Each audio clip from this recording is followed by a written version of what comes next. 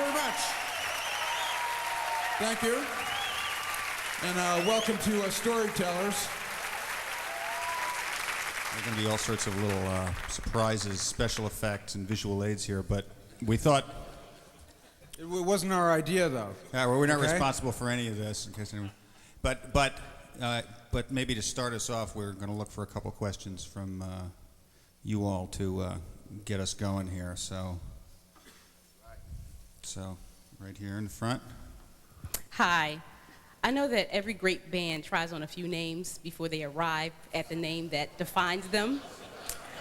I was wondering, how does Steely Dan define your sound? And how did you arrive at Steely Dan? Do you know anything about that? I have a clue as to what she's talking about. Yeah, they just gave us that name. No, Donald and I had been working, writing songs together, and we were sort of referred to as a commodity by our last names, which, Fagan and Becker, or Becker and Fagan, as the case may be, sounded like a delicatessen, And it was really kind of, just for anybody who doesn't know, it's in William Burroughs' Naked Lunch. Steely Dan is a kind of a character. It's really kind of a cartoonish sexual aid, kind of, I guess you would say. And it was really like a college prank. I mean, that's why it was just like, we thought no one would ever know the reference. And, it was really a big yuck, really, So, but we're stuck with it, so,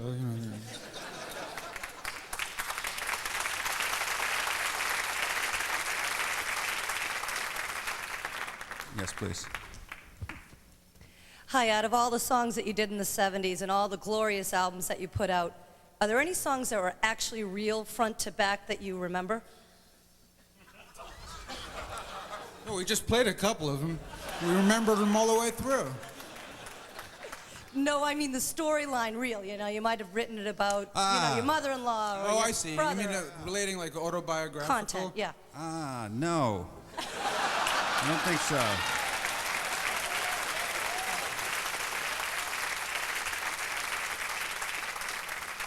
This next song, it's an oldie. I'm not sure exactly. It's about, when either a mythical girl or a real girl. I'm not sure. It's hard to tell after a while if the girls are symbolic or real.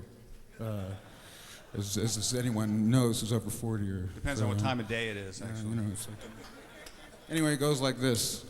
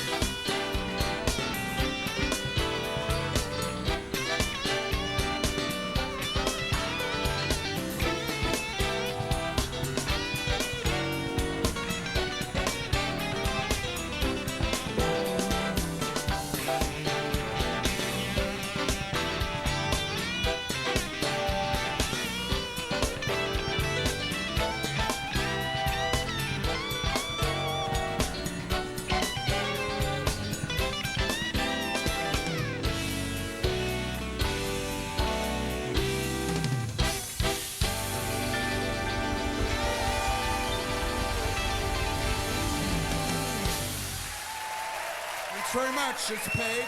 Thank you. Thanks a lot. Appreciate it. Yes, you there.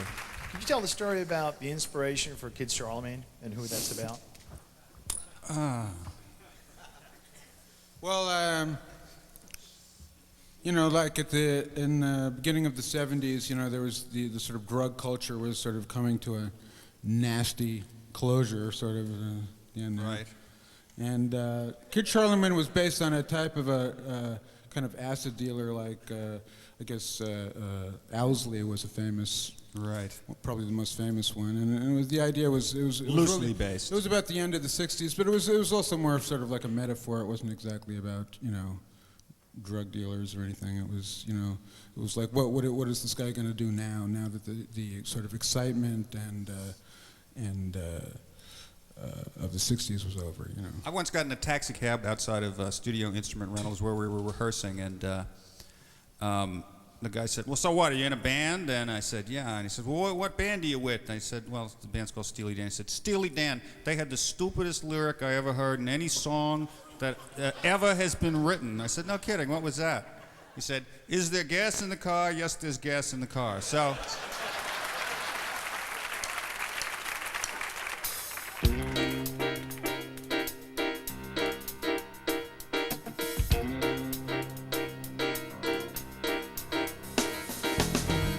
While the music played, you were by candlelight. Those San Francisco nights, you were the best in town. Just by chance, you crossed the diamond with the pearl. Turned it on the world. It's when you turn the world around. Did you feel like Jesus? Did you realize that you were a champion in their eyes?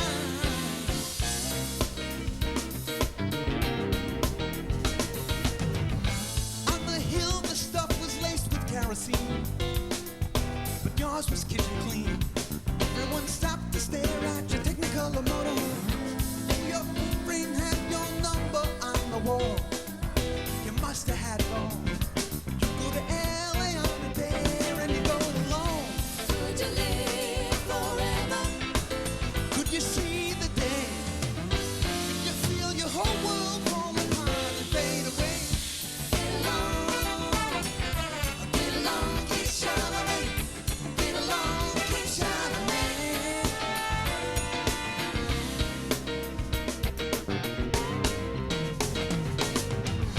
Now your patrons have all left you in the red. Your low-rent friends are dead. This life can be very strange. All those day-glow freaks who used to paint the face, they've joined the human race. Some things will never change. Son, you were mistaken. You are obsolete. Look at all the white men on the street. Get along, Kid Charlemagne. Get along, Kid Charlemagne.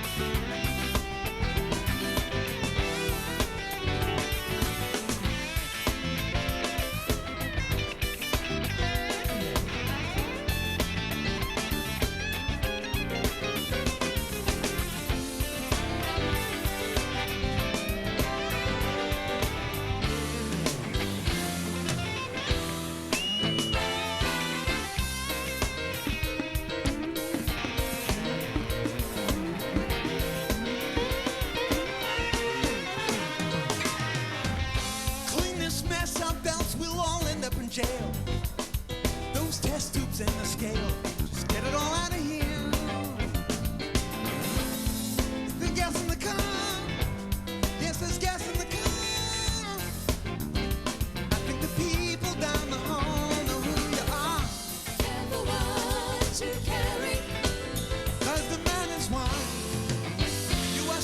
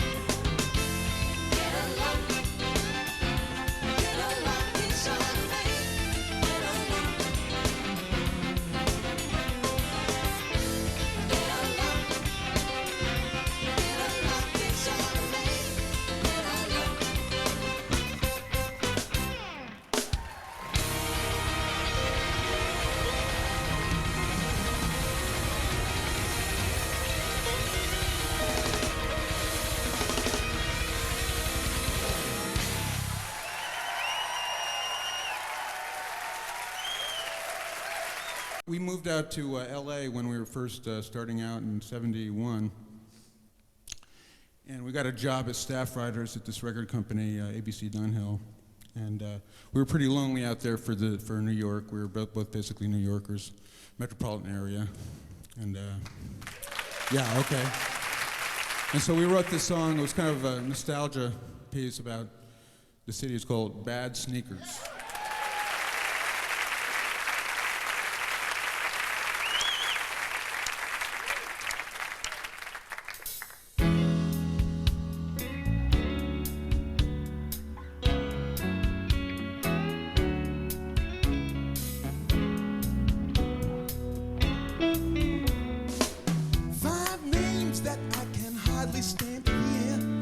Including yours and mine and one more chip who isn't here.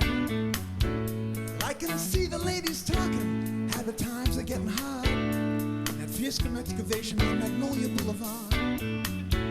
It's all you say. You know I'm laughing at the frozen rain. And I'm so alone. Honey, when they gonna send me home?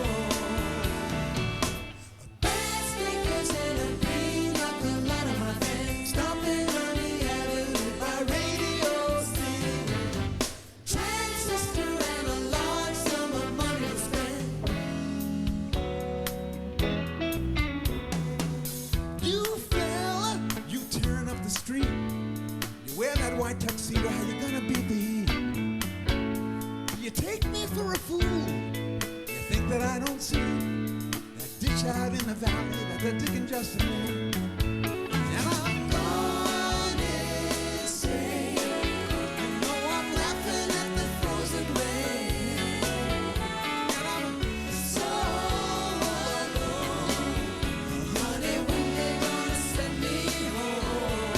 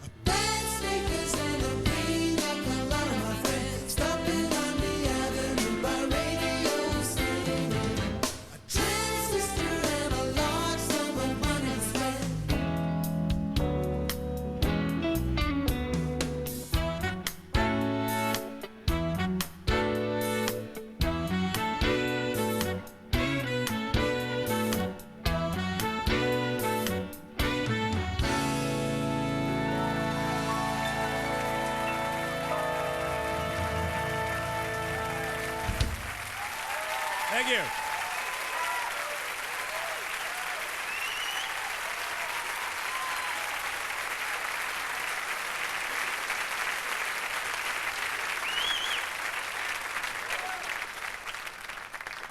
Hi there, this has just been really incredible. One of the things that struck me was Bad Sneakers. Bad Sneakers was a song that made me long for New York, like you folks. And I had never been here to New York. I lived in Chicago, Right. okay? What it made me think of is, what kind of things did you long for in New York? What was your favorite time of living in New York City together?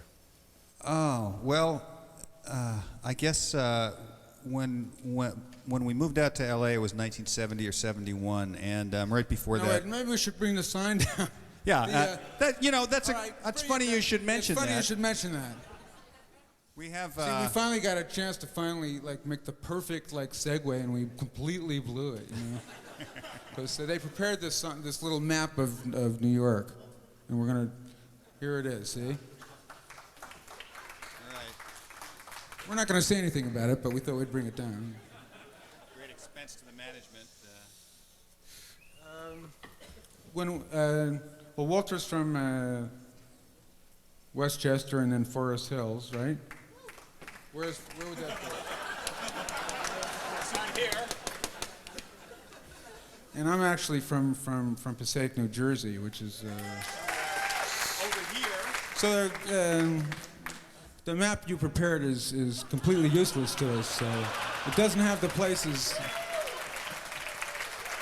Not only that, but it's the wrong way around because Donald is standing over on the Queens side and I'm over here on the Jersey side, you know? Neither one of us could be too happy about a thing like that. You know, I don't feel this is going that well, though. I mean, how... Should we keep going with this or just... Yeah, I mean, this is... Dump the map. We're dying here with this map, Dump the okay? map? Okay. You know, some people can work with, like, props and some people can't, you know?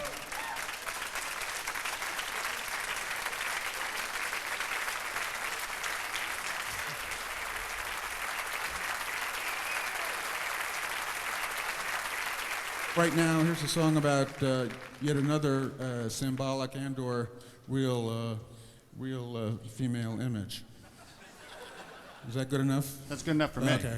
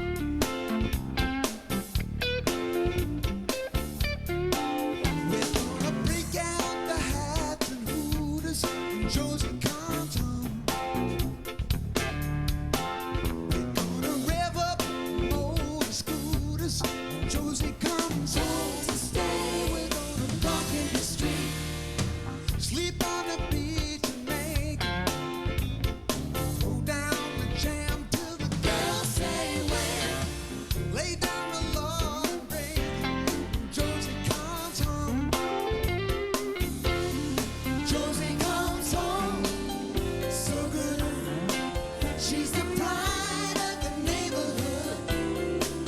She's the raw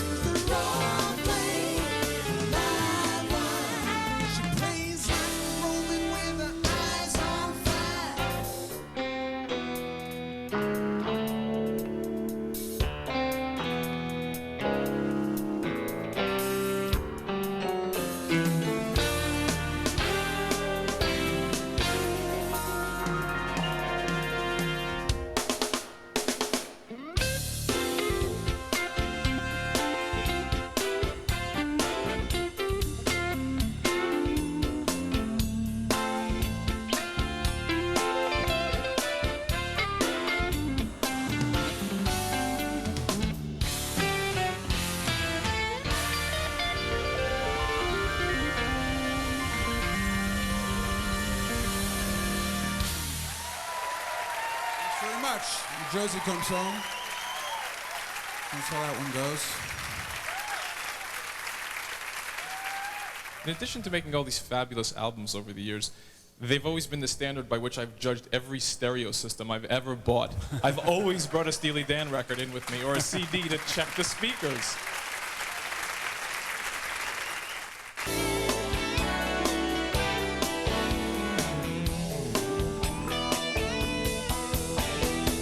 You swear and kick and beg us that you're not a gambling man. Then you find you're back in Vegas with a handle in your hand. The black cards can make you money if you hide them when you're able. No land of milk and honey, you must have put them on the table. Check, do it again. We'll turn it round and round. Check, do it again.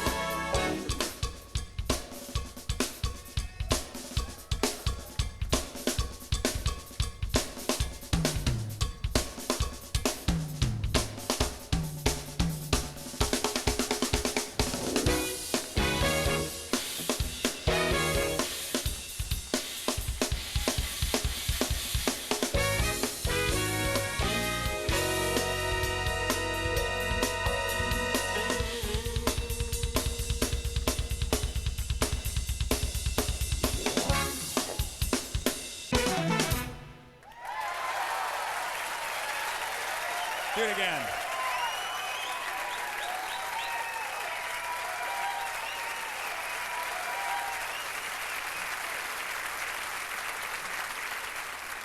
Do you want to try going to this, using this? Yes, Bill's saying yes. All right. When we were, We just want to make sure that they know it's your idea, though, okay? In case it doesn't work out so well. when we were talking about doing this show, we talked about all sorts of things, and you know, at one point we said, well, we can't just sit up there and answer questions, and the idea somehow arose that we would ask you questions, and that we would try and run the show as a kind of a quiz show, and we more or less forgot about that, I think, until today when we came in, and well, Now, Bill, you realize that, when you ask somebody, what song is this from, Yeah. it includes the title, okay? well, we're going to have to ask much more difficult questions than that, right? Oh, they're Okay. gonna they're All right, gonna so get does harder. anyone know what song that's from, then, Okay, right there. That's okay. Big deal. Yeah, really. All right. Is there more?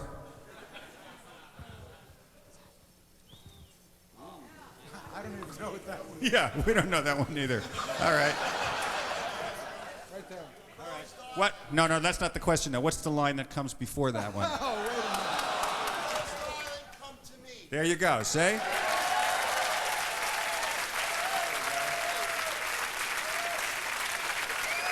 It says that on his shirt too. That's the funny thing. It's magic, but it's funny because we used to do this with Bob Dylan songs in college. Yeah, there used to be what we used to call the Bob Dylan game, which was basically knowing all the lyrics to all of the Bob Dylan songs, and someone would say,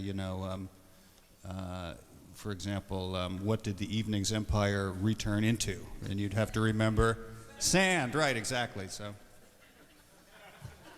all right, we're going to do a song now from our new album, which said album being entitled "Two Against Nature." And this particular tune is sort of a take on a country tune, sort of. It's a rural narrative. It's a rural narrative. It's what we've been telling people with a little twist, and it's called Cousin Dupree.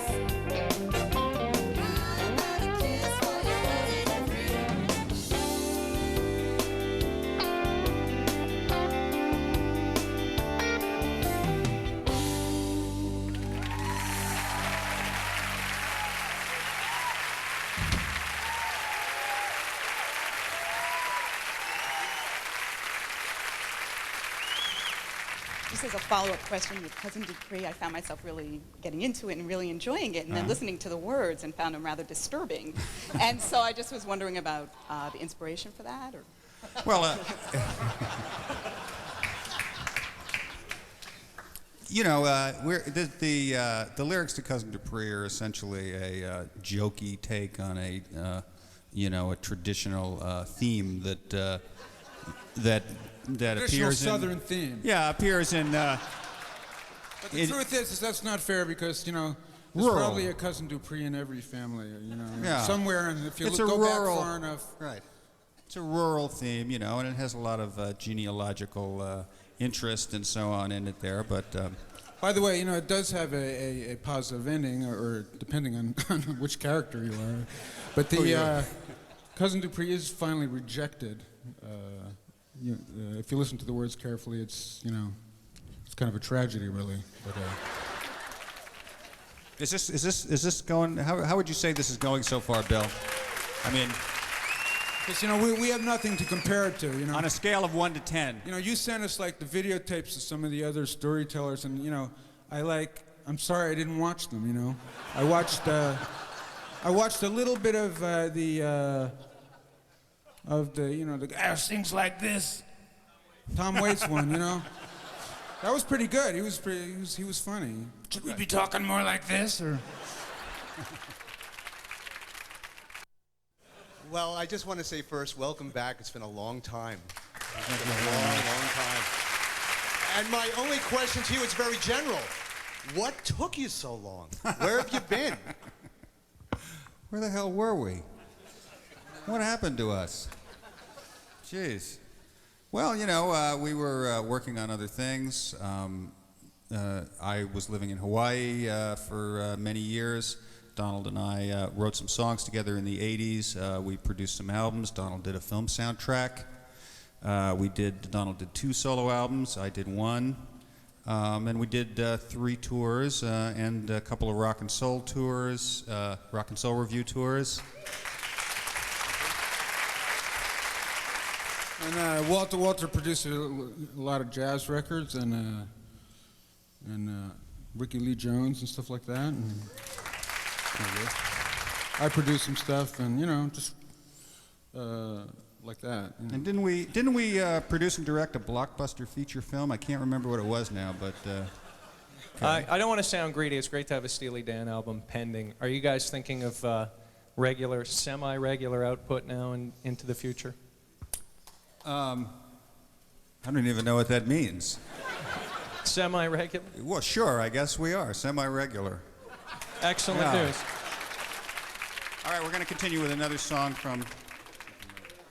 Two Against Nature. Right, another song from our new album, Two Against Nature. This particular song is called, aptly enough, What a Shame About Me.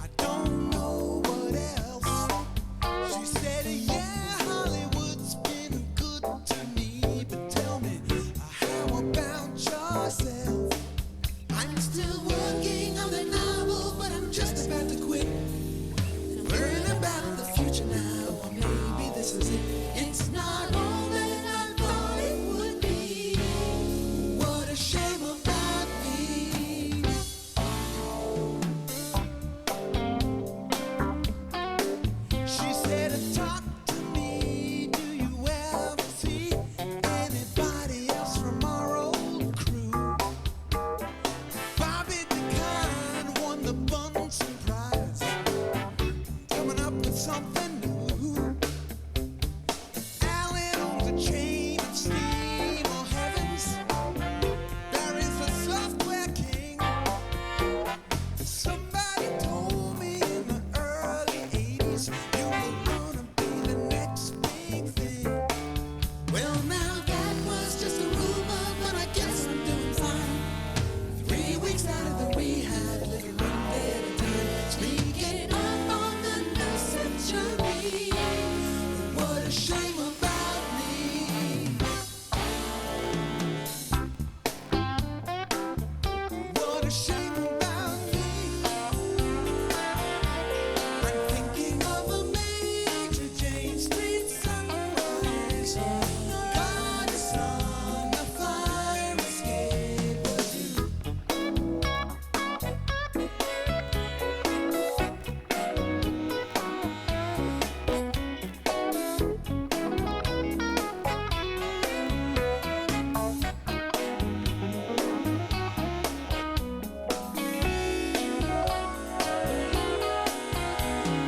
Both went out of small talk.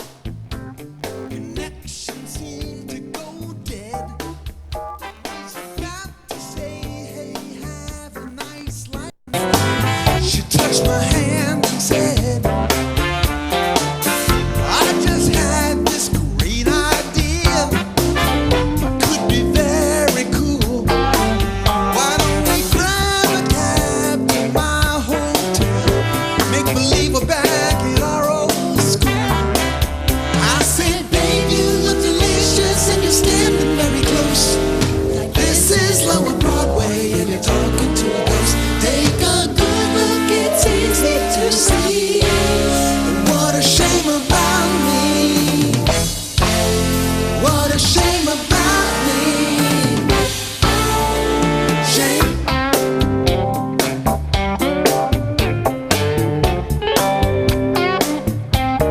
Shame about me.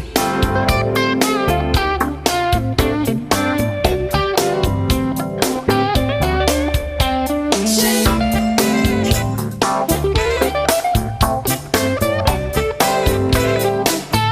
Where did I go wrong? Shame, shame, shame. What a shame about me.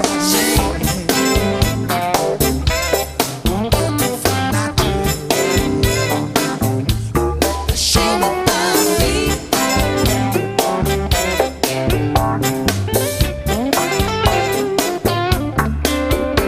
Shame.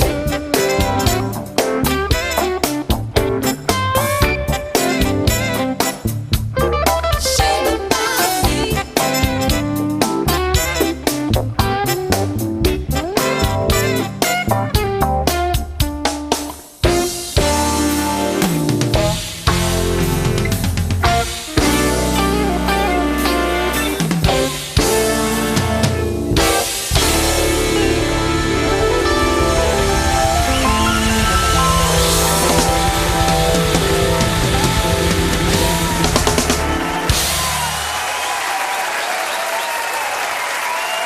Thank you. Thank you very much. You're ashamed about me?